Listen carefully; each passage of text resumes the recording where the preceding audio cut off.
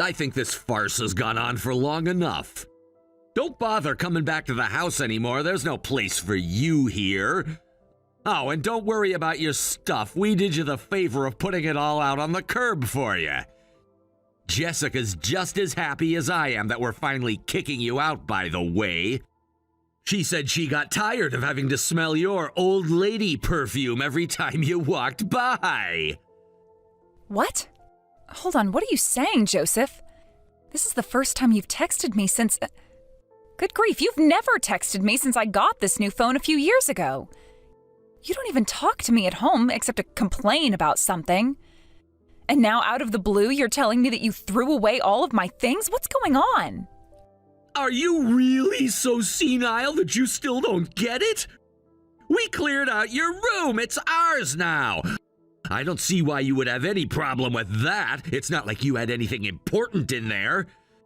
You're not welcome in this house anymore, so never darken our doorstep again. If you even set so much as one toe on my property, I'll have you arrested for trespassing. Joseph, what's gotten into you? Why are you all of a sudden kicking me out of the house? Don't fool yourself. You know this isn't sudden at all. Like, don't tell me you didn't notice the fact that neither me or Jessica have said more than a few words to you in the last 20 years. I'm surprised you lasted this long, to be honest. I expected you to run away from home crying like a little girl years ago. But it seems like you just won't take the hint, so we decided that we had to step things up a notch. Seriously, do we need to put up a neon sign on the front lawn saying no old women allowed? Trust me, I was most certainly aware that you and Jessica were doing your best to pretend I was invisible. But in spite of that, we all sat down at the table to eat dinner every night. We were still together, so we were still a family. Oh my God, Leanne! I was joking when I called you senile earlier, but I think you might actually be going into early onset dementia. I guess that would explain a lot of things, come to think of it. Like, the only way you'd be able to put up with the way we were treating you is if you forgot about it all a few minutes later. I was always under the impression that we might not put it into words very often, but that we were still getting along fine. There are a lot of different ways to show love, and since you hadn't told me otherwise, I thought you still loved me. I guess I was the only person who felt that way, though. Was I wrong to think that way, Joseph? Of course you were! I can't believe this! You actually thought I loved you all these years? I mean, it's been a bit easier for the last few years since you've been spending most of your time at work. Having even a few hours each day when I can relax at home without you around is seriously refreshing. But then at the end of the day, you always have to ruin everything by coming home. I'm tired of having my pleasant evenings interrupted by your obnoxious presence. So don't ever come home again. I see. So that's the way you've really felt about me? Yeah, duh. You really didn't notice? It took 20 years of treating you like the plague for you to realize that? Regardless of how you've been treating me, I always felt like you needed me around. And for my part, I never felt like living with you was unpleasant or burdensome, so I was fine with it. But now I see that the two of you were not. Well, I'm glad you were able to learn something today. We're tired of putting up with you, and it ends tonight. Every single thing of yours in this house is now out on the curb. If you want to save it, I suggest you pick it up before the garbage trucks get here. All right then, Joseph. If that's what you want, I'll leave. I don't feel much like being with someone who treats and talks about me so terribly. I wanted to avoid this if possible, but there's no way around it now. We're getting divorced. Divorce? Don't make me laugh. You're not going to divorce me. Get real. What's going to happen to you without me, huh? You think there are any guys out there willing to marry you other than me? Honestly, no, I don't imagine there are. But what of it? You've thrown away all my things and forbade me from entering the house again. Are you saying that I'm not welcome in your house or your life, but that I have to stay married to you in spite of that? You think I'm afraid of being single? Because I'm not. I know you're afraid of being single. Well, I'm about to prove you wrong. You remember that time several years ago when you left a signed stack of divorce papers on my desk? I still have them, and now that I know your true intentions, I'm going to sign them too. Don't you mean had them? I threw away all your stuff. Right now, those papers are in the middle of a massive pile of your things out next to the road. You'll never find them. Quite the contrary, those divorce papers are safe and sound in my office. I never expected you would do something so insane as throw my belongings outside without my permission. But I kept things that were most important to me out of your reach, just in case. Are you serious? You kept them in your office at work? I thought you said you were fine with staying married to me. If that's true, why did you keep them? I considered them to be my insurance policy. I may be nothing but a dense, senile old woman to you, but I have enough sense in this thick skull of mine to know that I should always have a plan B. And it looks like I was right to do so. Now that I don't need your signature, I can divorce you whenever I please. I may not be much of a poker player, but I know a bluff when I see one. And you are bluffing big time. There's no way you're actually gonna divorce me.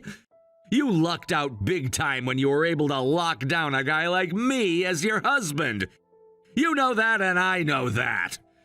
So I know that there's no way you would do anything as self-destructive as walking away from the only man who would ever give you the time of day. The best thing for you to do right now is just walk away quietly. Really, that's all I want you to do. Just get out of my life. Oh, but before you do that, come and do something about the pile of your trash in my front yard. It's a bit of an eyesore. You really think you're better than me, don't you, Joseph? I don't think I'm better than you. I know that you're a lousy, good-for-nothing old woman who can't live without me.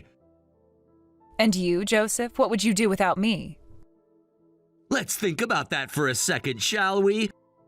All you do every day is get up, go to work, come home, do the housework, eat, sleep, rinse, and repeat. So what exactly about my life is going to change with you out of the picture? Absolutely nothing, that's what. I don't need you for anything. Go ahead, live wherever you want, do whatever you want, just don't ever come back around here again. As you wish. I'm sorry things turned out like this between us. Goodbye.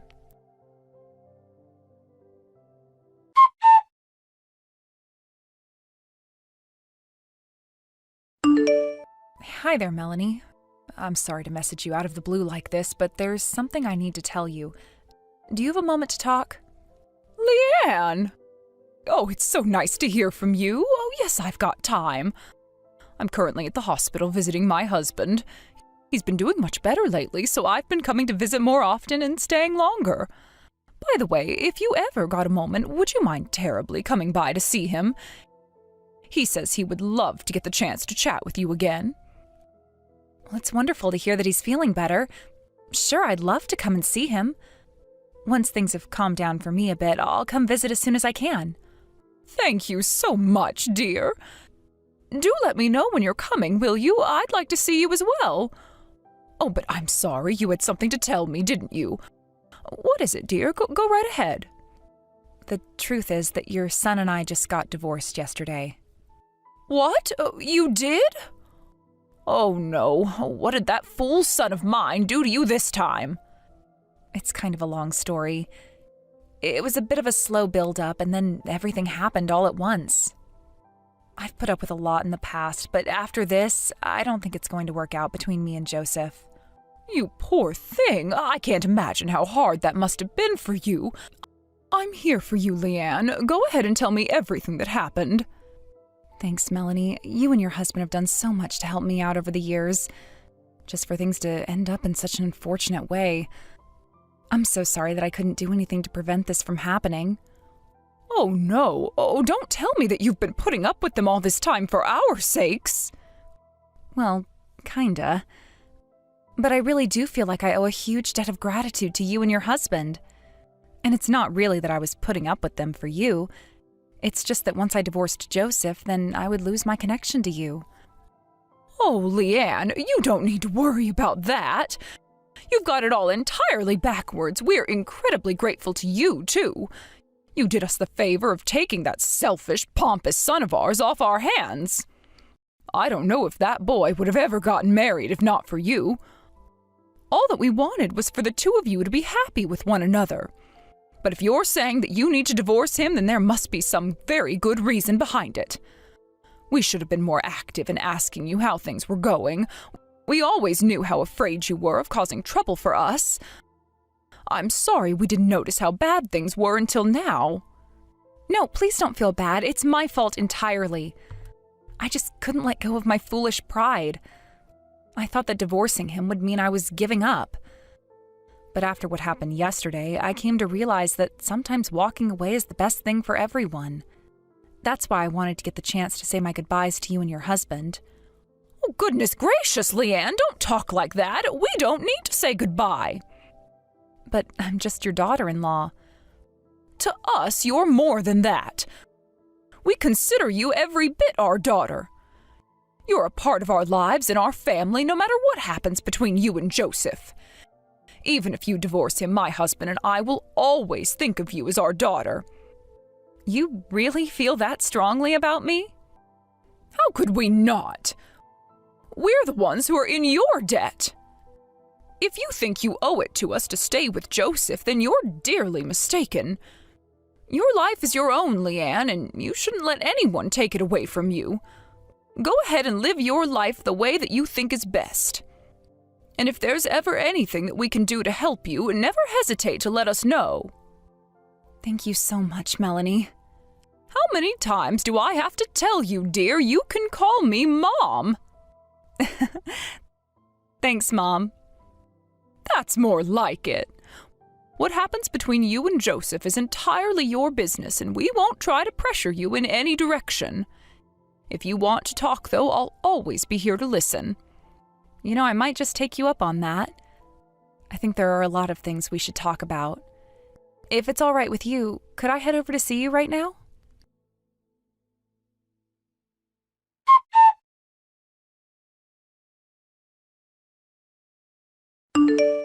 What did you do, Leanne?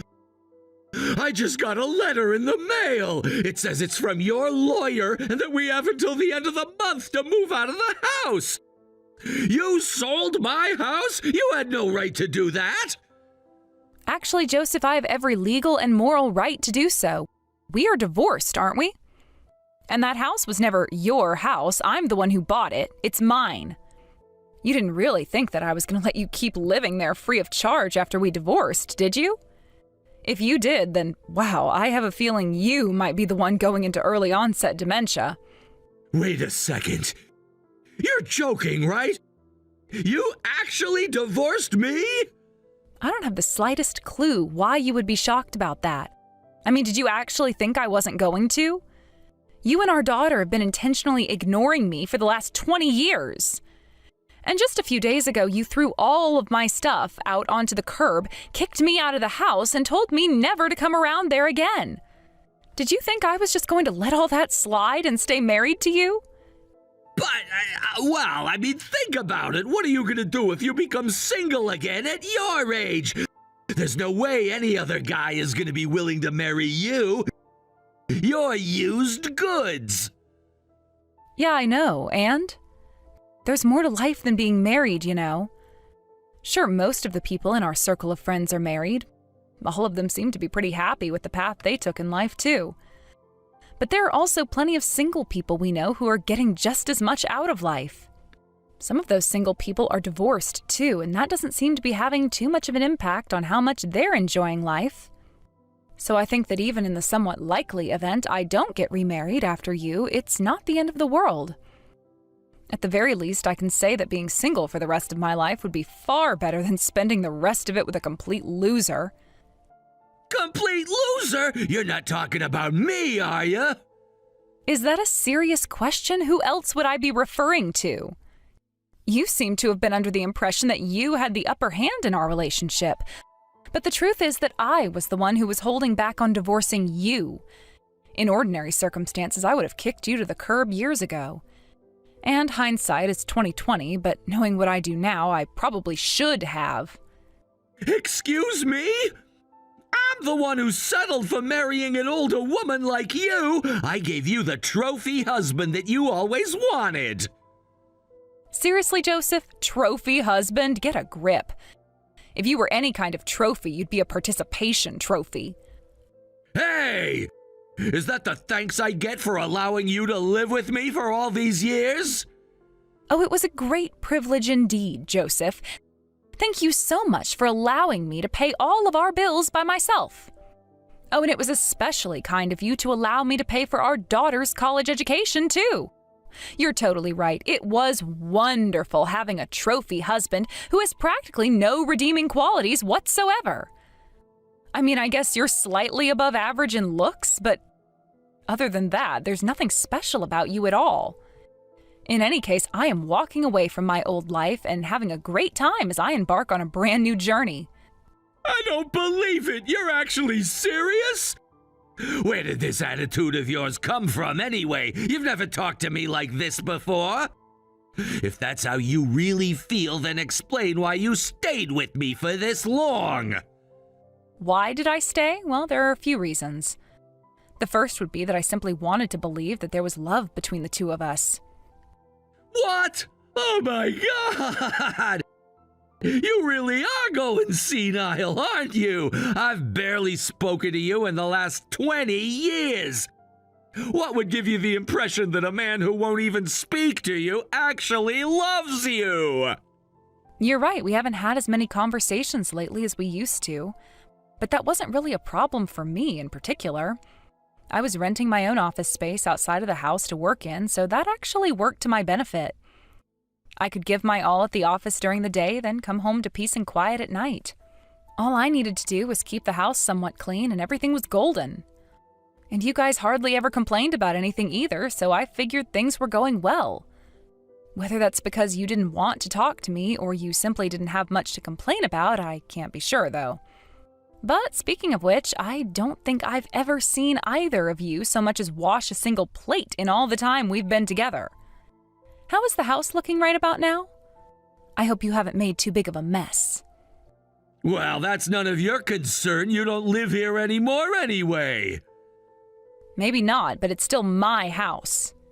Yeah, I forgot about that, but I never expected that you'd really follow through on your threat to divorce me.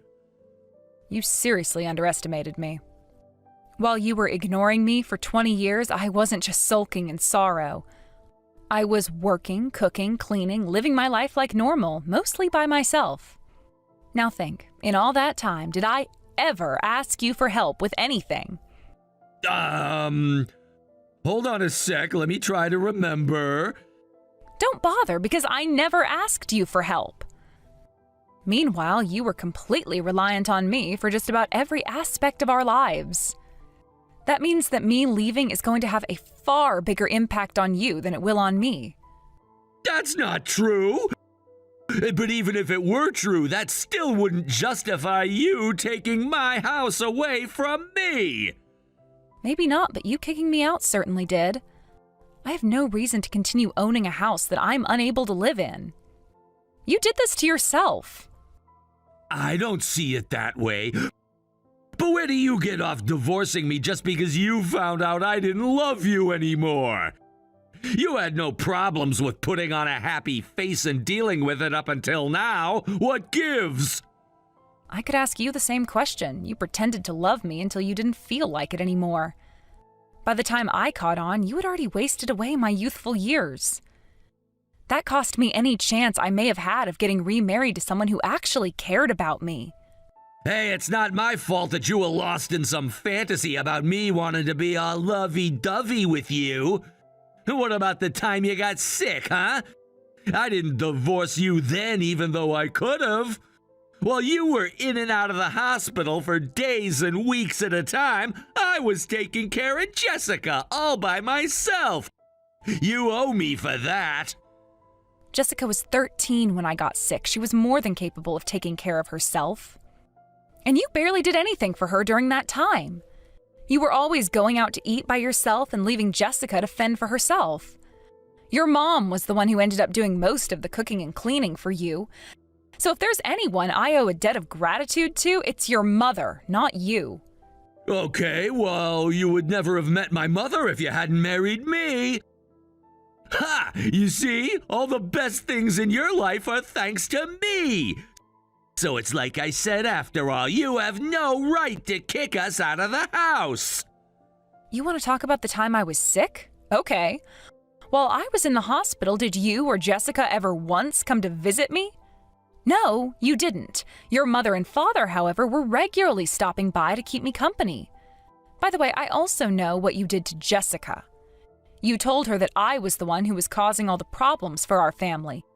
Thanks to you, she thinks that you're some sort of superhero while I'm just a worthless parasite.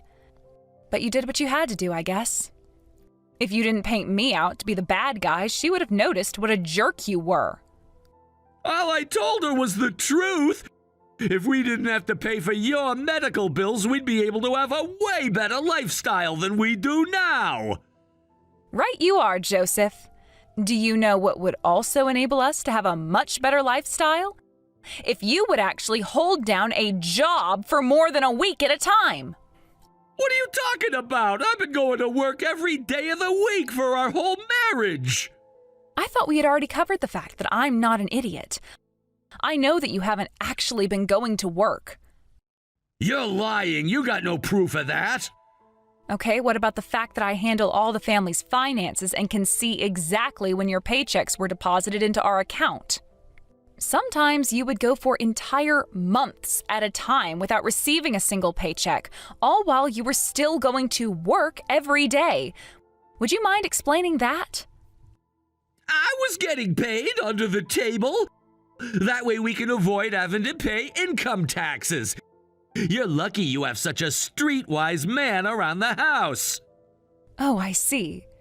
Then what did you do with the money? What do you mean? I used it for, family stuff. For example? What, am I supposed to remember every single thing I ever spent my money on? Just one example would be nice. But I know for a fact you haven't been paying any of our bills.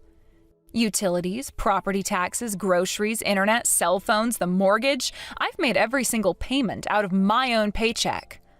So, Mr. Reliable Family Man, where have you been spending the money you've earned? I don't have to answer anything you ask me. What I do with my money is my business. You're right, sort of. It doesn't really matter anymore. I already know what you've been spending it on.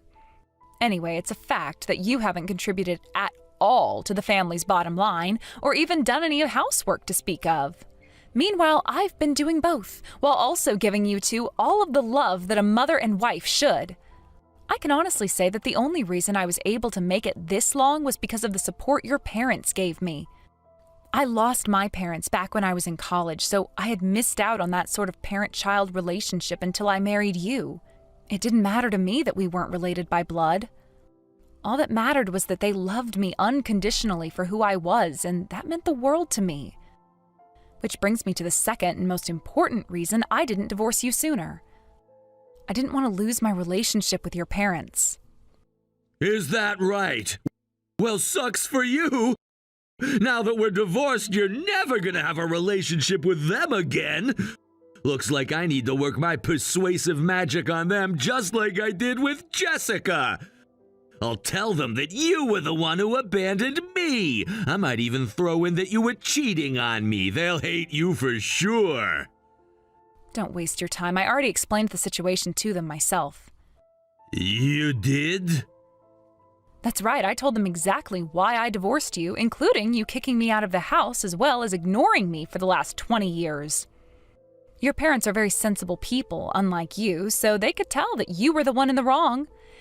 And guess what else? Your mother told me personally that she will always think of me as her daughter, no matter what happens between us. On the other hand, they are furious with you. What? But why? Remember a little bit ago when I said I knew what you were spending all your money on? I misspoke. It's not what, but who. Wait, you mean... Yes, Joseph, I know about Selena. She is old enough to be your daughter, you creepy old geezer. And the reason you kicked me out of the house was so you could make room for her to move in. I've known about her for quite some time, but I held my tongue for the same 2 reasons I gave you earlier. But I don't need to hold my tongue anymore. Your parents have given me their blessing to do with you what I will. Hey, let's back up 1 second. Selena? I have no idea who that is. Don't bother playing dumb. I have all the evidence I need, all locked up in my office where you can't touch it. Okay, can we talk about this? Sorry, Joseph, but I'm not interested in anything you have to say. Now that I know my relationship with your parents is safe, I'm done with you. I'll see you in court.